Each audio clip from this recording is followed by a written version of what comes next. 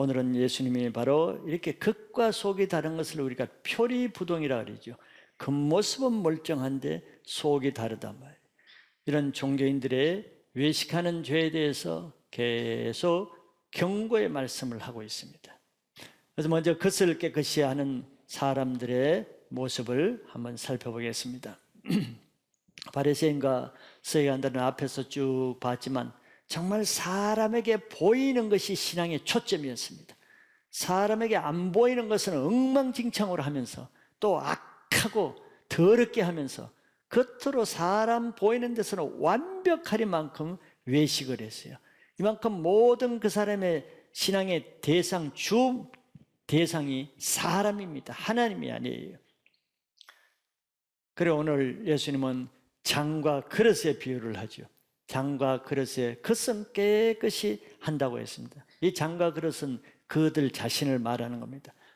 예수님은 이 비유를 하실 때 실제로 서기관과 바리새인들에게는 많은 전통들이 있었어요. 그 전통 중에 하나가 바깥 외부를 깨끗하게 하고 특별히 장과 그릇과 주화를 깨끗이 하는 그런 전통을 가지고 있었는데 예수님은 그걸 알고 계시는 거예요. 마가복음 7장 2절에서 4절까지 보면은 성경이 이렇게 기록하고 있습니다. 그의 제자 중 몇 사람이 부정한 손, 곧 씻지 아니한 손으로 떡 먹는 것을 보았더라. 제자들과 예수님이 식사를 하는데 식사하기 전에 손을 씻지 않으면 부정한 손이라고 보는 거죠. 그들은 손을 씻지 않은 채 음식을 먹는 것을 바리새인과 서기관이 봤어요. 그 사람들 이런 건 전문적으로 잘 봅니다. 그냥 지나갈 만도 한데. 3절에 보세요. 바리새인들과 모든 유대인들은 장로들의 전통을 지켜 손을 잘 씻지 않고는 음식을 먹지 아니하며 그러지. 바리새인과 유대인들은 장로들의 전통을 가지고 있는 많은 전통인데 그 중에 하나가 밥 먹기 전에 음식 먹기 전에 반드시 손을 씻죠. 손 씻을 물이 없으면 밥 안 먹어. 금식해야 돼. 그만큼 이 전통은 절대시하는 거란 말이에요. 그래서 예수님은 그들이 너희들은 왜 하나님 말씀도 아닌 왜 장로들이 세운 너희들의 전통을 가지고 하나님의 계명을 범하는 죄를 짓고 있느냐?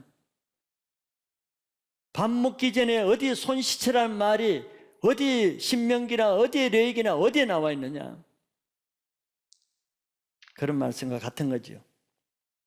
종교들은 항상 이렇게 하루살이 같은 아무것도 아닌 전통을 가지고 예수님도 판단하고 예수님 말씀도 판단하고 결국 하나님의 말씀을 거스르는 계명을 범하는 것은 죄를 짓는 일을 하고 있어요.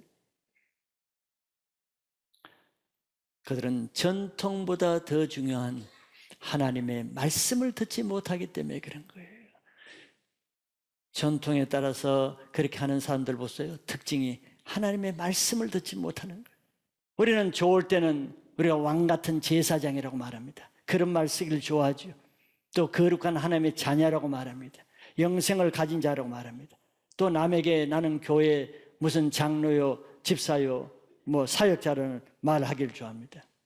그러나 하나님 편에서 중요한 것은 그러면 그 직분에 맞게 그 신분에 맞게 말과 행동을 하면 문제가 안 돼. 그러나 그 신분에 맞지 않는 말과 행동을 하면 하나님 앞에 지금 이런 말을 하는 거예요. 화 있을진저 하는 거예요. 우리는 자기 신분에 합당한 말과 행동을 하여서 하나님 앞에 흠없고 점없는 신앙을 하시길 바랍니다. 두 번째는 안을 깨끗이 하는 사람에 대해서 봅니다. 예수님은 그들에게 눈먼 바리새인이라 이렇게 말했죠. 자기 겉은 그렇게 거룩한 모습으로 하면서도 정작 자기 안에 있는 탐욕과 방탕은 전혀 보지 못했기 때문에 이 눈먼 바리새인이라 이렇게 말씀하신 것 같아요. 그래서 그들에게 이렇게 권면했습니다. 26절 끝에 보면은 눈먼 바리새인이여 너는 먼저 안을 깨끗이 하라 그리하면 겉도 깨끗하리라 그랬어요. 먼저라는 말이 있어요. 먼저. 먼저 안을 깨끗이 하면은 그것은 저절로 깨끗해진다는 말이죠. 즉 속 사람이 변하면은 그 사람이 변하게 된다는 말씀입니다. 여러분들 뭐 자매님들, 여성님들 얼굴에 트러블이 많이 나면 속상하죠. 근데 트러블 원인이 많습니다. 속이 안 좋아서도 트러블이 많이 생겨요. 그럼 속이 안 좋아서 트러블이 생기는 것을 연고를 바르고 약을 바르고 그래서 안 되면 진한 화장을 한다고 거의 없어져요? 잠시 일시적으로 그냥 감추는 것뿐이지 치유가 안 됩니다. 왜? 그때서 난 문제가 아니기 때문에 그거는 치유가 안 되죠. 왜? 속에서 난 것은 속을 치유해야 되죠. 그래서 그때 아무것도 약을 안 발라도 속병이 나으면은 그것은 저절로 치유되는 거예요. 예수님 말씀이 이 말씀이죠.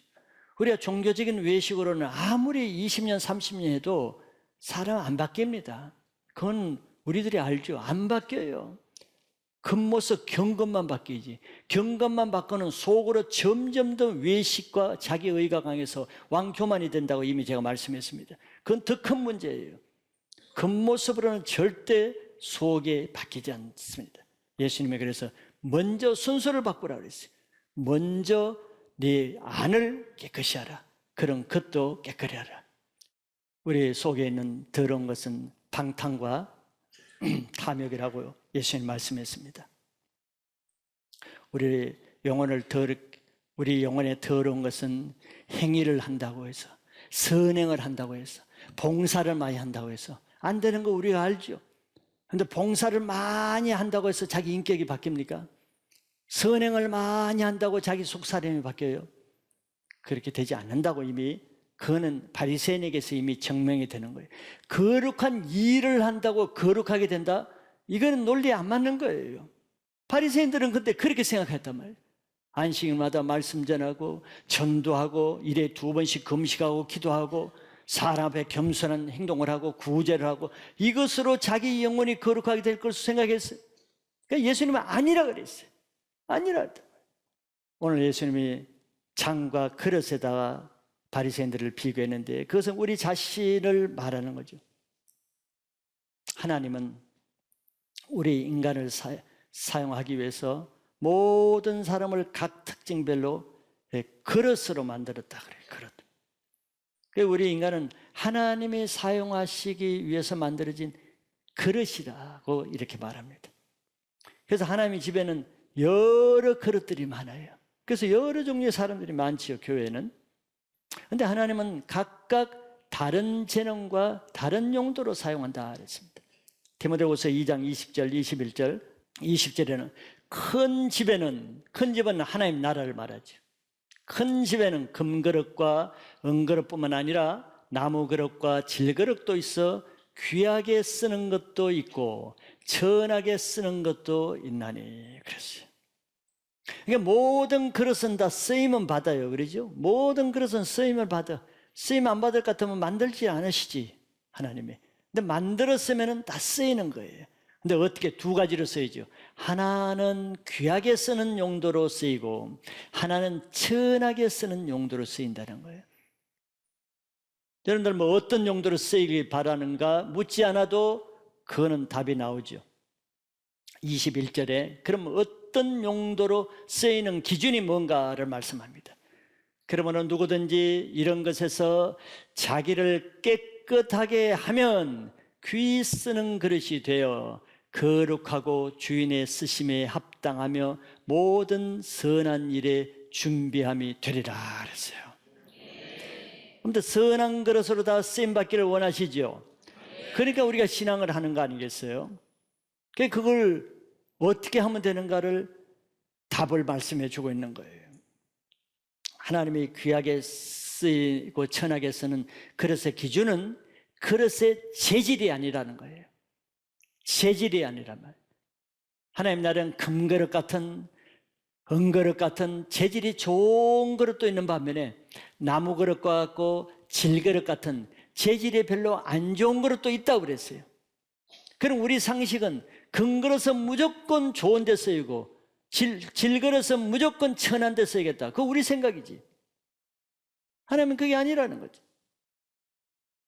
그릇에 재질이 기준이 아니라 뭐가 기준으로 쓰신다 그랬어요? 재질이 아니라 그릇의 재질을 기준으로 쓰는 게 아니라 그릇의 청결한 상태를 기준으로 쓴다 그랬어요.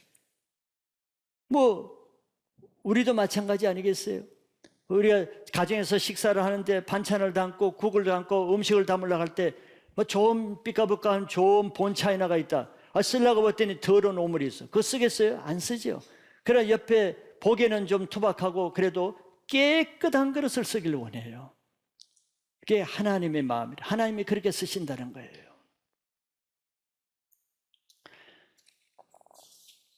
비록 재질이 부족해도 안이 깨끗하면은, 그 인격이 정결하면은, 그 속 사람이 거룩하면은, 하나님은 그런 사람은 하나님의 쓰시기에 합당한 용도로 귀한 일에 선한 도구로 쓰신다 그랬어요.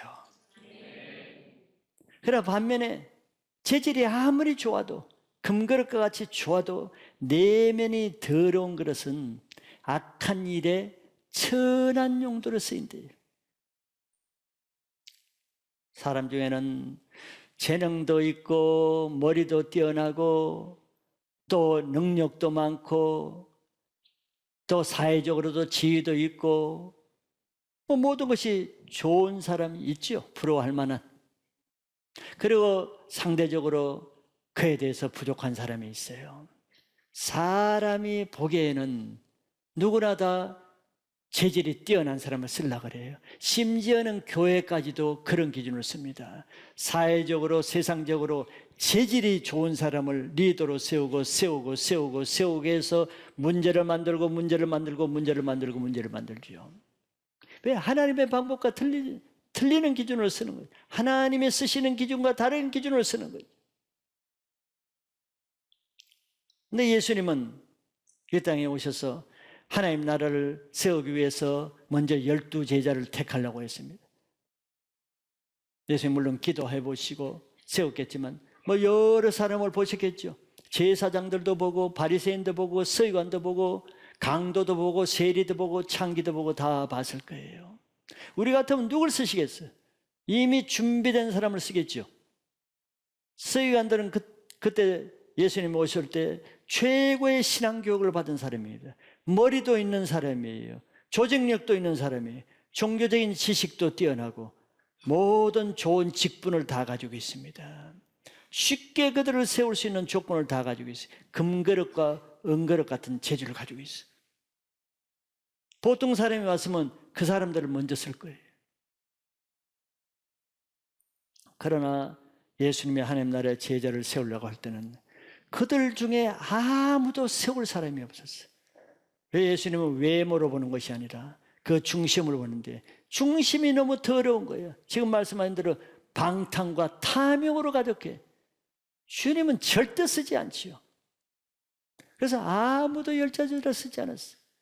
그런데 사람의 상식을 깨고 그래도 하나님 나라의 사도인데 인류 역사에 12명밖에 없는 유일무이한 절대 직분인 사도인데 그걸 아무나 세워서 되겠어요? 그런데 사람의 상식을 깨고 갈릴리로 가서 촌어부들을 데려섰어요. 심지어는 세리 일을 하는 사람에게 지탄받는 세리 마태를 데려다가 사도로 썼어요. 그들의 겉모양은 재질은 나무그릇 같고 질그릇 같고 볼품 없고 학식도 없고 지식도 없고 사회적인 지혜도 없어. 아무도 안 쓸 거예요. 근데 예수님이 그런 사람을 썼어요. 왜? 하나님 나라는 마음이 깨끗한 사람. 제자들은 가진 것은 없어도 그 속이 순수하고 예수님은 하라면 목숨도 내놓고 옥에도 갈 정도로 마음이 순종적이고 깨끗했기 때문에 그들을 부르신 거죠. 외모를 보는 것이 아니고 중심을 보셨단 말이에요. 그런 반면에 이 바리새인과 서기관들은 예수님을 핍박하고 예수님을 조롱하고 대적하다 쓰이기는 쓰이죠. 예수님을 십자가에 죽이는 악한 용도로 천한 도구로 쓰임받았어요. 그러나 제자들은 능력과 재질은 없어도 하나님 나라의 가장 거룩한 도구로, 가장 존귀한 도구로 쓰임받는 것을 우리에게 예수님이 직접 보여주셨어요. 그렇기 때문에 하나님 나라는 능력과 자질이 없어서 사용되지 못한 사람은 아무도 없습니다. 왜? 하나님은 우리 능력을 가지고 쓰는 게 아니잖아요. 우리의 속 사람의 청결 정도를 가지고 쓰시지. 능력은 우리가 걱정할 필요가 없어요. 어부들 불러다가 어떻게 하려고? 아마 바리새인들은 걱정이 태산 같았을 거예요. 여러분들 걱정 많죠? 어부들 써가지고 어떻게 할까? 걱정입니다. 걱정할 필요 없어요. 어부인 시몬을 불러다가 시몬 그대로 쓰는 게 아니에요. 능력은 걱정할 필요 없어. 시몬아, 앞으로 내가 너를 베드로로 하리라. 반석이라. 너 모래 같은 너 인생 이제 내가 써야 되겠으니까 너 인생을 베드로로 하리라. 반석이 되리라. 반석으로 쓰는 거예요. 모래로 그대로 쓰는 게 아니라 옛사람을 옛사람으로 쓰면은 그 어리석겠죠. 능력은 하나님이 주시는 거예요. 하나님이 주면 능력 있는 사람이 되는 거죠. 그래서 시몬이 베드로가 되는 거예요. 그러면 쓰는 거 아니에요. 요한도 어부지만서도 너는 어부지만 내가 너를 우리의 아들로 쓰겠다. 그럼 우리의 아들로 쓰이는 겁니다. 능력 걱정할 필요가 없는 거예요. 하나님 나라에 쓰인 사람은 다 그렇습니다. 아브라함이 무슨 능력이 있습니까? 그러나 능력 있는 골리앗은 하나님이 안 쓰시면 소년 다윗에게 한 방에 넘어지는 거예요. 능력과 재능은 하나님께 속한 것이지 우리가 염려할 것이 아니란 말이죠. 모세도 나는 말을 못하는 자이다. 예레미야도 나는 말을 못하는 자이다. 말을 네가 하는 거냐? 입을 누가 지었느냐? 입을 지은 내가 말을 준다 그랬어요. 그러나 바리새인 서기관들은 말을 얼마나 잘합니까? 지혜가 얼마나 많습니까? 얼마나 머리가 잘 돌아가요. 근데 하나님이 안 섣부리면 아무것도 아니에요. 이렇게 교회 안에도 보면은 하나님이 주신 훌륭한 재능도 있고 능력도 있고 또 사회적인 지혜도 있는 사람이 많이 있죠. 금그릇과 은그릇 같은 특혜를 받은 사람입니다. 그럼에도 불구하고 그런 사람 중에 하나님의 교회 안에서는 아무데도 쓰임받지 못하는 사람이 또 있죠. 그 좋은 은사를 가지고 좋은 재능을 가지고 하나님께 쓰임받지 못해요. 그러면 그 좋은 은사와 재능이 하나님의 교회를 거치고 대적하는 악한 용도로 천한 인생으로 사용되는 겁니다.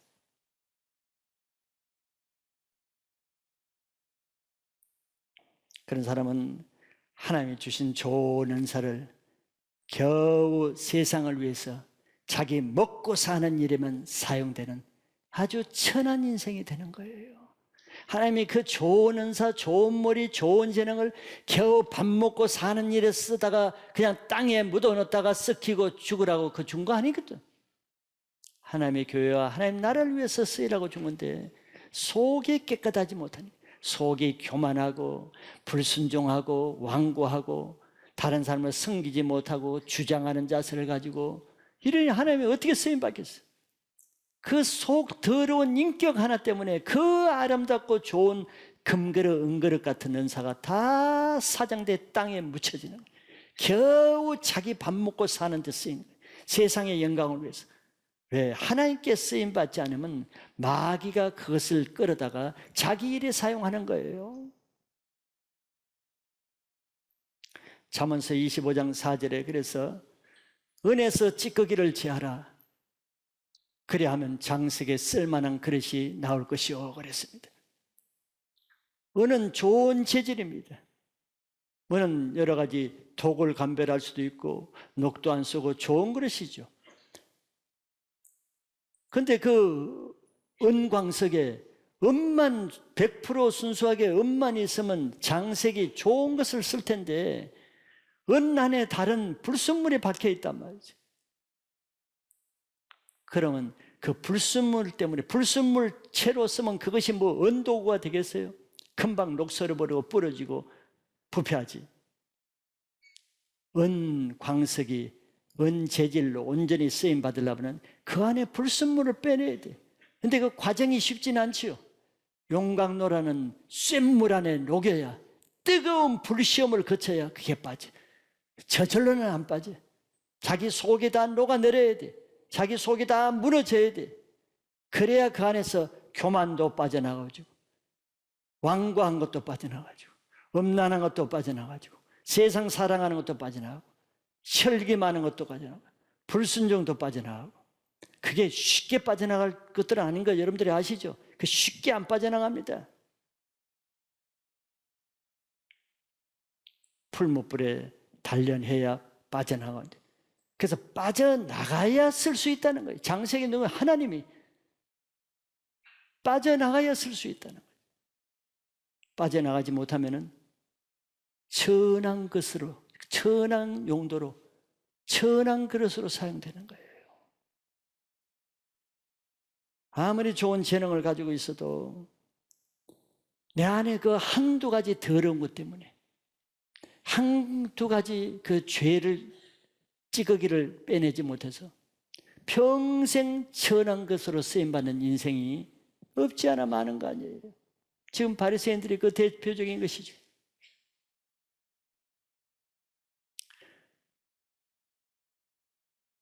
교회 안에까지 들어와서 하나님께 쓰임받아야 그것이 하나님께 영광이고 내게는 상급입니다.